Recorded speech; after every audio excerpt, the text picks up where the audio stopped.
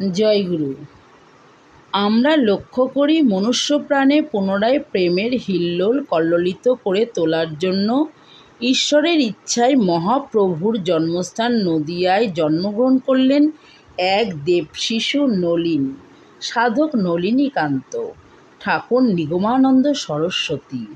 প্রেমিক গুরু গৌরীমা এর প্রেমের মহাভাব প্লাবন আবার উচ্ছ্বাসিত হলো নতুন করে।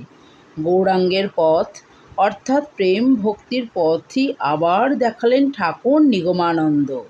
তিনি প্রচার করলেন শঙ্করের মত গৌরাঙ্গের পথ, অর্থাৎ শঙ্করের জ্ঞান ব্রহ্মজ্ঞান অর্জন করো ভক্তির পথে।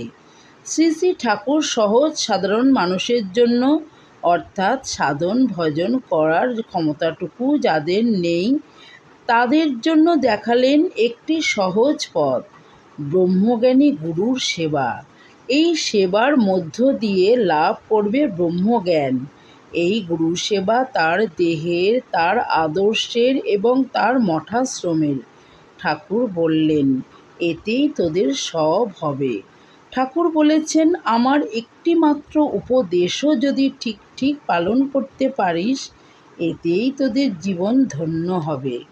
জয় গুরু।